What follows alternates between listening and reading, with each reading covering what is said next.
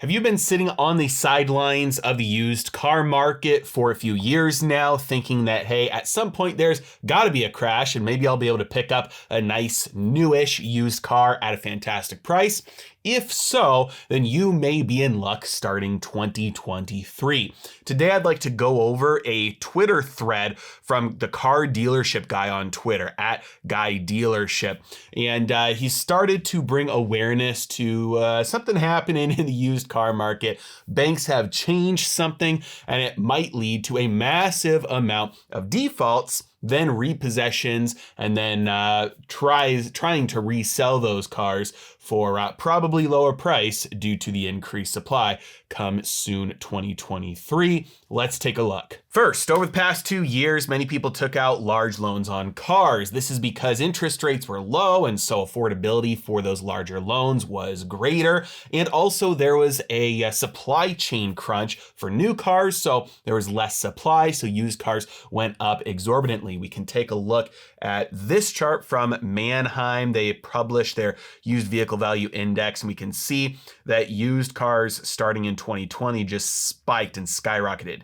They are down now, still well above where they were before and well above that long-term trend. And so people took out massive loans for cars for those two reasons. But now car valuations are plummeting. Some cars are down 30% year over year, which means a lot of these people are underwater. Again, going back to the used car chart, you can see here that if you bought a car anytime in here or over here, you may now owe more on your car than you could sell your car for or turn it in for. That's what it means to be underwater. The problem is many people buy new cars at a much faster pace than they probably should, or at least they buy cars that do not hold up as well as other cars, maybe because they're flashy, maybe because they have some new tech feature. And so people churn through cars in America probably at a much faster pace than is smart. So a lot of people are going in right now to trade in their cars that they bought a year ago or 2 years ago, and now are finding out they're underwater. In order to do a trade-in, the dealer would have to ask for thousands of dollars down to cover the difference between the new car and what the old car is worth,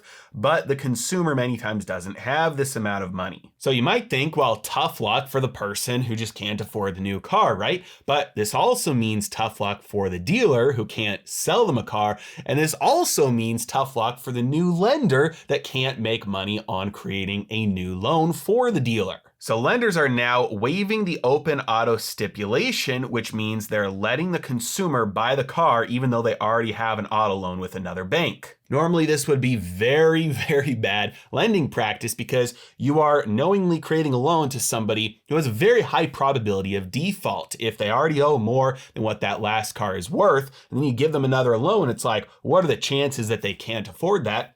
Probably pretty high. But here's the key insight that this car dealership guy on Twitter points out, that the question that the new lender asks is, who will that buyer default on first? Will it be a default on the new loan for the new car that they like a lot? Or will it be a default on the old loan for the old car? Which means that lenders are now willing to backstab each other in order to put more loans on the road. Now, this is a process that really can't go on for too long because eventually, as more and more lenders start to do this, then the chance of you getting backstabbed by the next lender a year from now when the consumer tries to do the same thing go way up. And so you creating a new loan right now opens yourself up to the risk of that happening back to you in the future. But what this really means is that there's a high probability that we have somewhat of an increase in repossessions, whether that's an enormous increase because of everybody deciding to default who takes this option, or whether that's a little bit of an increase in supply from this happening just to a small extent.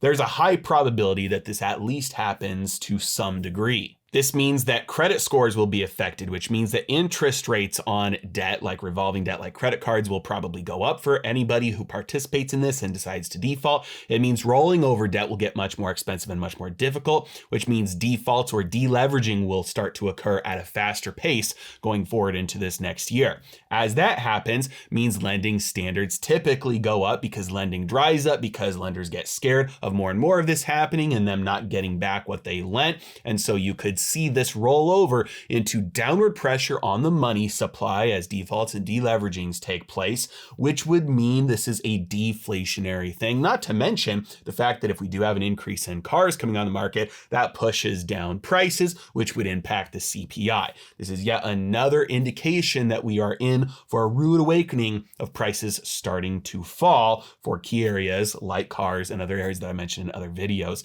meaning that we could see deflation in Q2 of 2023 and inflation coming back down to about a 0 to 2 level in the Q1 of 2023, just in a few months. And if you're waiting for stocks to go on sale so that you can buy the best companies in the world at the best prices, but you're not exactly sure how to know when they're on sale, you need my bear market investing guide linked in the description below, $99 for the holiday season. So if you've been saving up cash and you've been hoping that you could buy a newish car used for a great price and that just hasn't been available over the past couple of years, your chance might be coming up very soon. As always, thank you so much for watching. Have a great day.